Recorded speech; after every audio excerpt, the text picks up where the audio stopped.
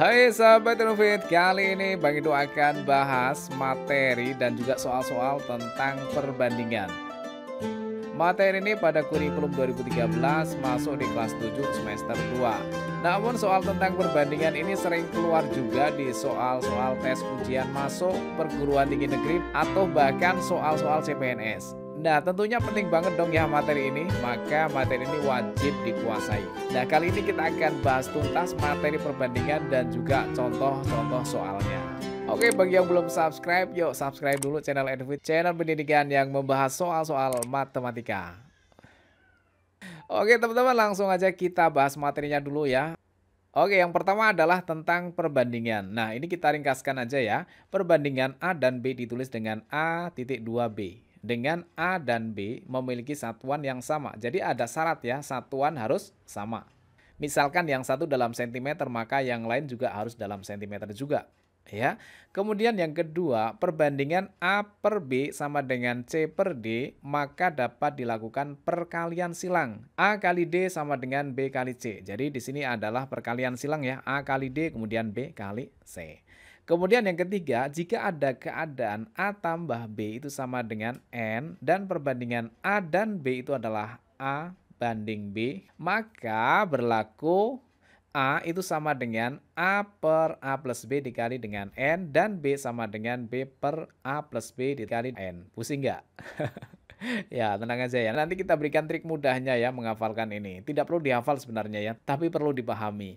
Oke, langsung ke nomor 4 dulu ya. Jika keadaan A min B sama dengan N dan perbandingan A dan B adalah A banding B, maka rumus A-nya adalah seperti ini dan B-nya seperti ini. Oke, kalau teman-teman susah menghafalkan rumus ini, teman-teman cukup menghafalkan rumus jitu dari Bang Edu. Jadi nomor 3 dan nomor 4 ini kita rangkum dalam rumus yang penting ini ya. Ini adalah rumus jitu dari Bang Edu untuk merangkum semua rumus yang di 3 dan 4 ini ya.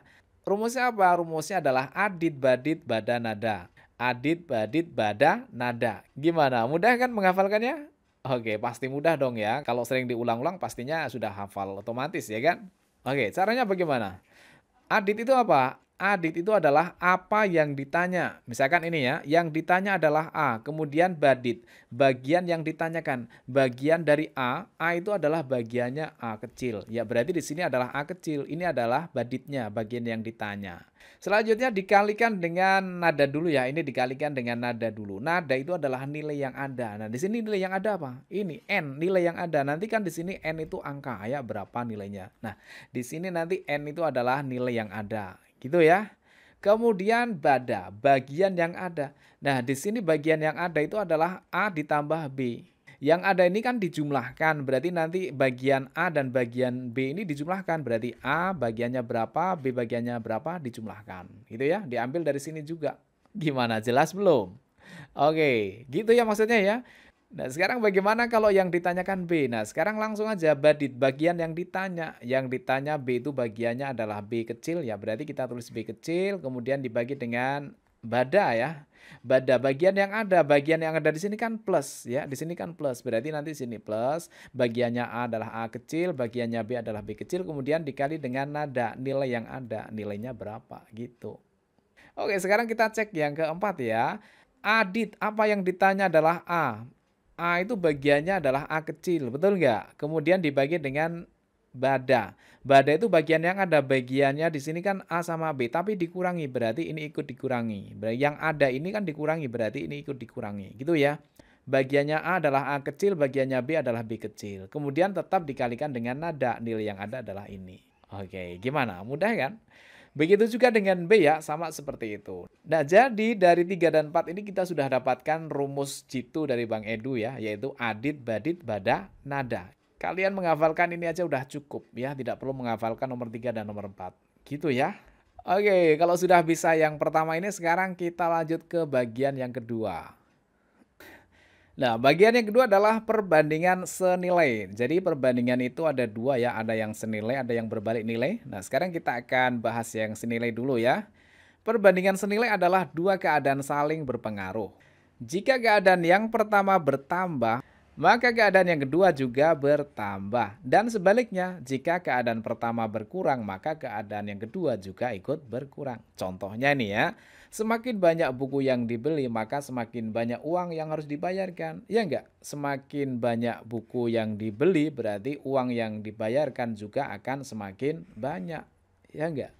Nah, ini yang namanya perbandingan senilai. Kalau bagian yang pertama semakin besar, maka bagian yang kedua juga akan semakin besar. Itu namanya adalah perbandingan yang senilai.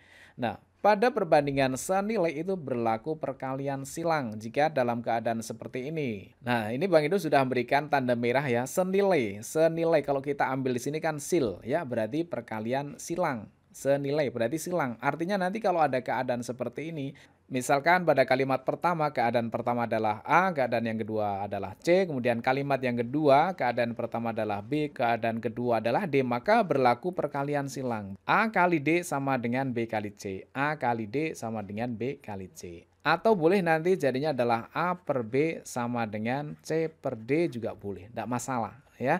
Mau pakai yang ini boleh, mau pakai yang ini juga boleh. Oke, sekarang kita lanjut ke materi perbandingan yang berbalik nilai. Oke, sekarang perbandingan yang berbalik nilai ya. Perbandingan berbalik nilai adalah dua keadaan saling berpengaruh. Jika keadaan yang pertama bertambah, maka keadaan yang kedua berkurang. Dan sebaliknya, jika keadaan pertama berkurang, maka keadaan yang kedua akan bertambah. Nah, contohnya nih, semakin banyak pekerja, maka waktu penyelesaian akan semakin sedikit. Jadi kalau pekerjanya banyak, tentu waktu yang dibutuhkan adalah semakin sedikit. Nah, yang ini namanya perbandingan berbalik nilai. Yang bagian pertama semakin banyak, yang bagian keduanya semakin sedikit. Nah, ini namanya adalah perbandingan yang berbalik nilai. Nah, pada perbandingan berbalik nilai itu berlaku perkalian sejajar. Atau Bang Ido singkat kajar ya, kajar, yaitu perkalian sejajar, kajar. Ya, perkalian sejajar itu berarti artinya nanti adalah A kali C sama dengan B kali D. Atau boleh juga menggunakan rumus A per B itu sama dengan D per C. Jadi ada yang dibalik. Atau boleh juga dibalik B per A sama dengan C per D. Tapi yang dibalik hanya salah satu loh ya. Kalau yang bagian pertama ini tetap, maka yang bagian belakang ini harus dibalik. Tapi kalau bagian yang pertama ini dibalik, maka yang bagian belakang tetap ya. Jadi yang dibalik hanya salah satu ya. Oke, jadi boleh pakai ini, boleh pakai ini, boleh pakai ini. Bebas, silahkan mau pakai cara yang mana. Nanti hasil akhirnya akan sama, gitu ya. Oke, sekarang kita ke materi yang terakhir yaitu tentang skala. Nah, skala ini rumusnya adalah jarak pada peta dibagi dengan jarak sesungguhnya. Jika suatu gambar memiliki skala A dibanding dengan N, maka jika ditanyakan jarak pada peta, rumusnya adalah jarak sesungguhnya dibagi dengan N. N itu adalah perbandingannya di sini ya. Jadi kalau ditanyakan jarak pada peta, kan pastinya di peta itu ukurannya kecil. Biar kecil ya dibagi, bukan dikali ya. Jadi kalau ditanyakan pada peta atau pada gambar, pasti dibagi dengan skalanya ini. Nah, kalau ditanyakan jarak sesungguhnya, di sesungguhnya itu kan pasti lebih panjang ya, maka biar panjang, biar besar, maka harus dikali. Jadi, skalanya ini kemudian dikali dengan jarak pada peta. Gitu ya kira-kira? Mudah-mudahan bisa dipahami dan sekarang kita akan bahas soal-soalnya. Oke, langsung aja ke soalnya ya. Kita mulai dari nomor 1. Nanti ada banyak soal loh ya, jangan ditinggalkan dong ya. Rugi nanti kalau sampai tidak paham. Oke, langsung kita bahas ke soal nomor 1 ya. Anton menempuh perjalanan dari kota A ke kota B selama 2 jam 30 menit. Sedangkan Dadang dalam waktu 1 jam 40 menit. Perbandingan waktu tempuh Anton dan Dadang adalah titik-titik. Oke, di sini kan ada satuan jam sama menit ya. Kemudian yang di sini juga ada jam sama menit. Nah, sekarang antara 2 jam sama 30 menit ini kita jadikan satu satuan yang sama. Dijadikan ke yang kecil yaitu ke menit. Jadi jam ini dijadikan ke menit. 1 jam itu kan sama dengan berapa menit? 60 menit ya. 1 jam sama dengan 60 menit. Kalau 2 jam berarti jadinya adalah 2 kali 60 ya. Berarti untuk yang Anton ini kita singkat dengan A ya. Anton ini ada 2 jam 30 menit. 2 jam itu berarti sama dengan 2 kali 60. 2 kali 60 kemudian ditambah dengan 30 menit. Iya enggak? 2 kali 60 120 tambah 30 berarti sama dengan 150 menit. Jadi kalau dibuat menit, 2 jam 30 menit itu adalah 150 menit. Nah, sekarang dadang ya, dadang kita singkat dengan D. Dadang itu dalam waktu 1 jam, berarti 1 kali 60 ditambah dengan 40 menit, berarti di sini 40. 1 kali 60 berarti 60 tambah 40 berarti sama dengan 100 menit. Nah, sekarang satuannya udah sama ya. Tadi kan syaratnya satuannya harus sama. Nah, ini sekarang udah sama dong ya. Berarti jadinya A banding D, Anton banding Dadang itu sama dengan Antonnya 150 menit berarti 150 dibanding dengan 100. Nah, karena sudah sama satuannya tidak usah ditulis satuannya. Oke, sekarang kita sederhanakan. Di sini ada nolnya 1 kita coret ya. Tinggal 15 sama 10. 15 sama 10 masing-masing kita bagi 5. 15 bagi 5 dapat 3. 10 bagi 5 dapat 2. Jadi jawabannya adalah 3 banding 2. Oke, mudah ya.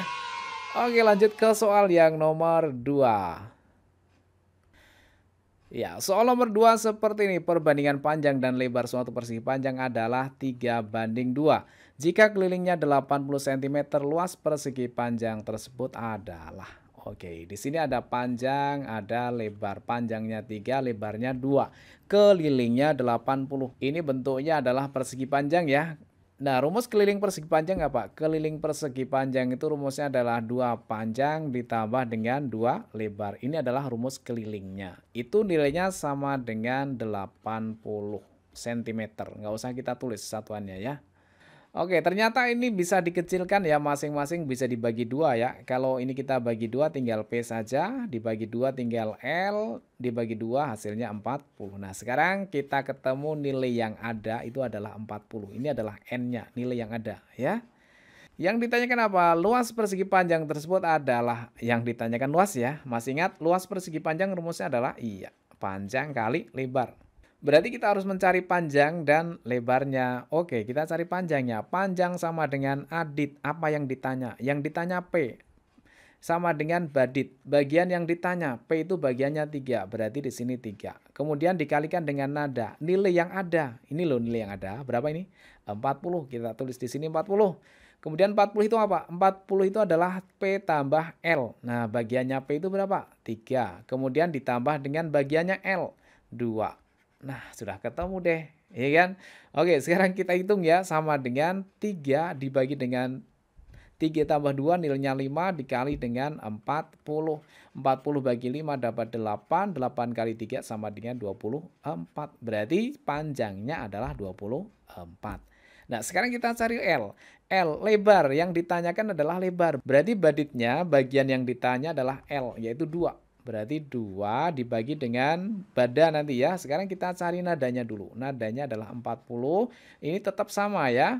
Berarti badannya sama dengan yang atas yaitu 3 tambah 2. Nilainya sama dengan 2 per 5 kali 40. 40 bagi 5, 8 kali 2 sama dengan 16. Nah, sekarang yang ditanyakan adalah luas. Luasnya adalah panjang kali lebar. Panjangnya 24 dikali lebarnya sama dengan 16. Sama dengan berapa? Kalau kita mau pakai trik liciknya, kita tinggal ngalikan aja satuannya. 6 kali 4 itu 24. Berarti kita cari jawaban yang ekornya 4. Yang ekornya 4 hanya ada di jawaban A. Maka jawabannya adalah yang A, yaitu 384. Nah, kalau misalkan di pilihan ganda ekornya 4 semua, ya udah dihitung aja ya. Oke, bisa ya. Nah, sekarang kita lanjut ke soal yang nomor 3. Oke, soal nomor 3 seperti ini ya. Perbandingan uang ani dan uang bintang adalah 2 banding 3. Sedangkan perbandingan uang bintang dan uang citra adalah 4 banding 5. Jumlah uang ani dan citra adalah Rp92.000. Selisih uang ani dan bintang adalah titik-titik. Ini ada 2 perbandingan ya. Namanya perbandingan bertingkat. Ya, di sini ada ani sama bintang, perbandingannya adalah 2 banding 3. Kita tulis saja ani banding bintang sama dengan 2 banding 3. Kemudian bintang banding citra, yaitu bintang banding citra sama dengan 4 banding 5. 4 banding 5. Nah, di sini teman-teman harus hati-hati ya. Di sini kan B. Ini ada B. B-nya sama ya, B-nya sama. Maka yang ini harus sama. Ini 3, ini 4 kan nggak sama. Berarti tugas pertama kita harus menyamakan ini dulu kalau dengan cara biasa ya. Berarti bagaimana caranya? Ya kita cari KPK-nya, KPK-nya 3 dan 4 berapa? Ya, mudahnya begini ya, mudahnya nih ya. Kalau yang atas 3, yang bawah 4 berarti yang atas ini kali 4 ya, kalau mau mudah. Kemudian yang bawah dikalikan dengan yang atas. Yang atas kan 3 berarti kali 3. Nanti akan ketemu sama. Oke, berarti yang atas kali yang bawah kali yang atas, gitu ya. Nah, sekarang yang ini kali 4 semua. 2 kali 4 nilainya adalah 8, kemudian dibanding dengan 3 kali 4 nilainya 12.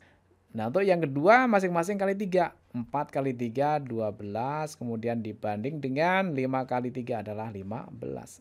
Nah, sekarang udah sama belum nih? Udah sama dong ya, 12 sama 12 kan udah sama. Berarti perbandingannya adalah A-nya 8, B-nya 12, dan C-nya adalah 15.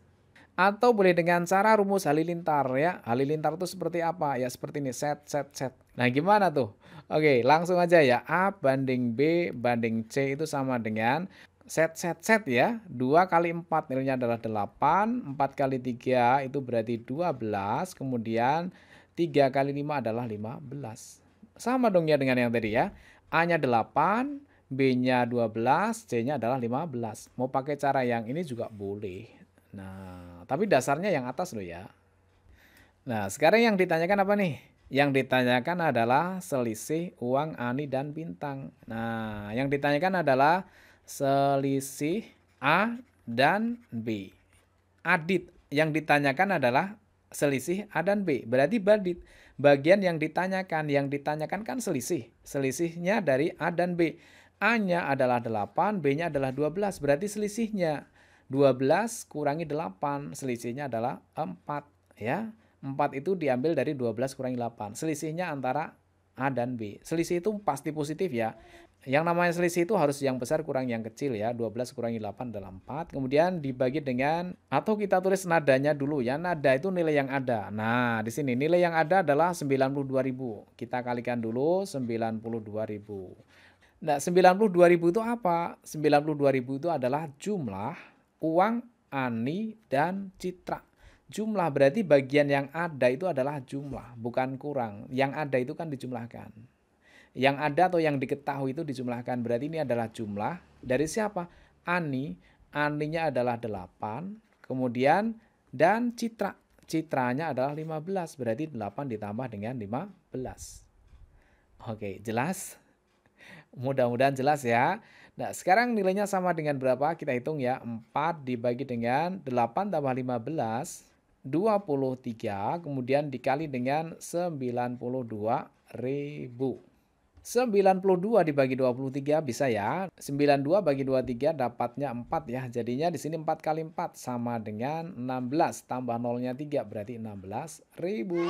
Ya kan? Oke, berarti jawabannya adalah yang B. Oke, kita lanjut ke soal yang nomor 4. Sebuah mobil menghabiskan 8 liter bensin untuk menempuh jarak 56 km.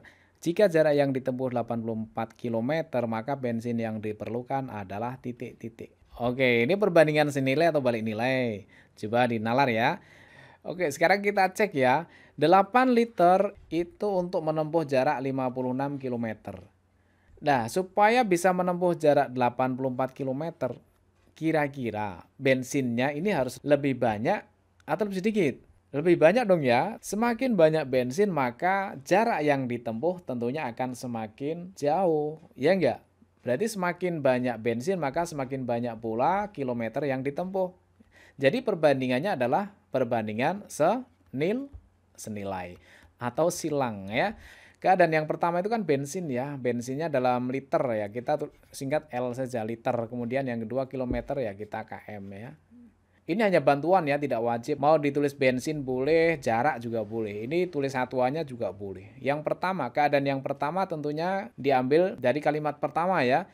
Jadi 8 liter ini adalah 8, kemudian jarak yang ditempuh adalah 56.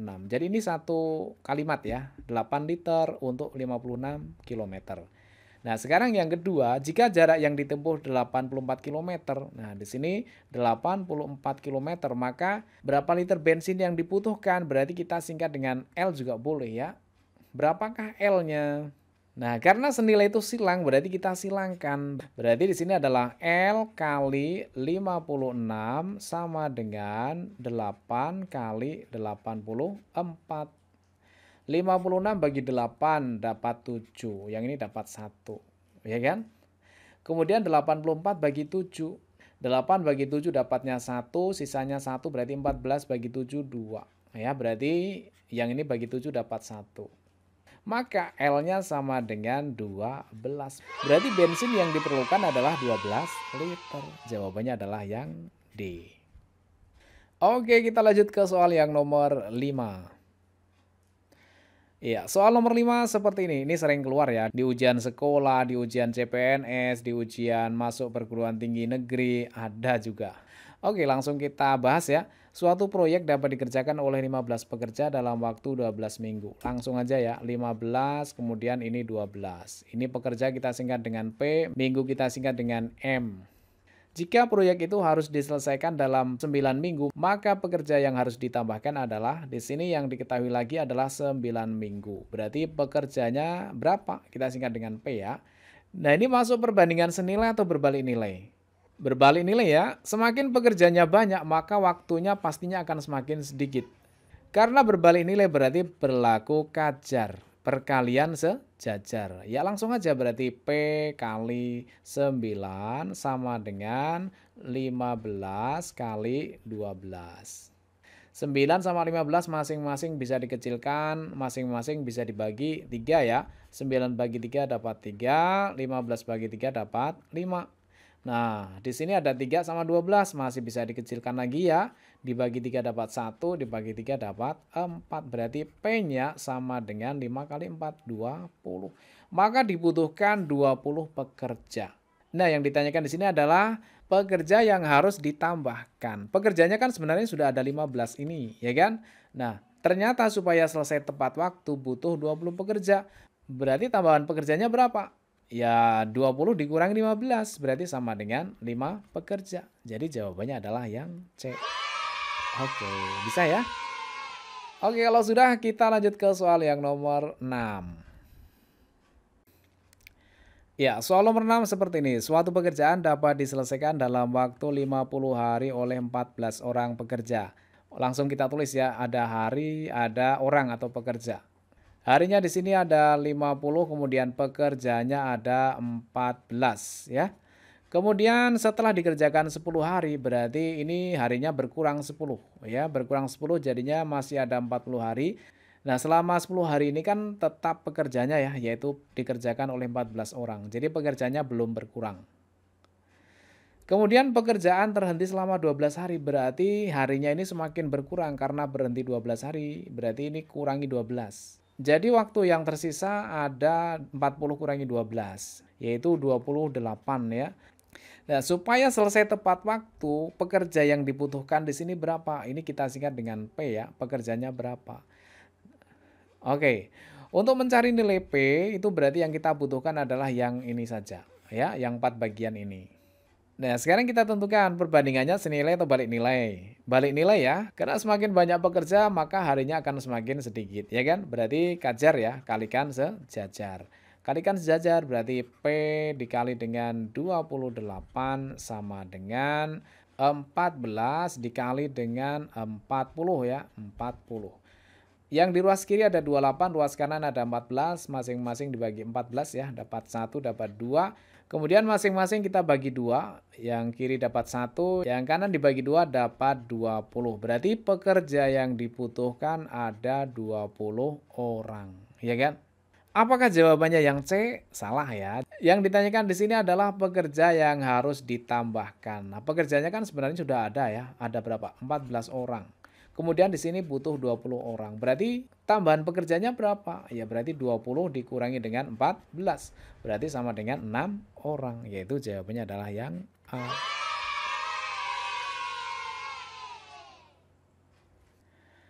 Oke, sekarang kita ke soal nomor 7 ya. Denah sebuah pekarangan berbentuk persegi panjang dengan ukuran 12 cm kali 10 cm dengan skala 1:200. Luas pekarangan sebenarnya adalah, yang ditanyakan adalah luas pekarangan sebenarnya. Di sini bentuknya persegi panjang, berarti luas itu rumusnya adalah panjang kali lebar ya. Jadi panjangnya di sini kalau di peta itu ada 12 cm, karena di sini yang ditanyakan sebenarnya berarti panjang sebenarnya itu sama dengan, masih ingat yang tadi ya rumusnya? Panjang sebenarnya berarti skalanya yaitu 200 kemudian dikali dengan panjang pada peta yaitu 12, berarti sama dengan 2400. Tapi ini masih dalam bentuk satuan sentimeter. Nah, nanti yang ditanyakan adalah satuan meter. Berarti kita langsung bawa ke meter ya. Itu sama dengan 24 meter. Ini adalah panjangnya.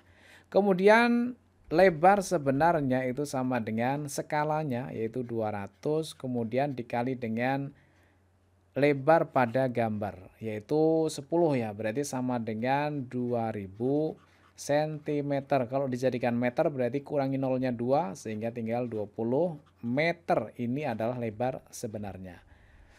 Nah, sekarang tinggal masukkan ke rumus yang ini dong ya. Berarti panjangnya sama dengan 24, kemudian dikali dengan lebarnya ya. Lebarnya sama dengan 20. Jadinya sama dengan 480 meter persegi. Oke. Berarti jawabannya adalah yang B. Oke, teman-teman, sudah selesai kita bahas nomor 1 sampai dengan nomor 7. Mudah-mudahan soal-soal ini sudah mewakili dari soal yang sering ditanyakan ya.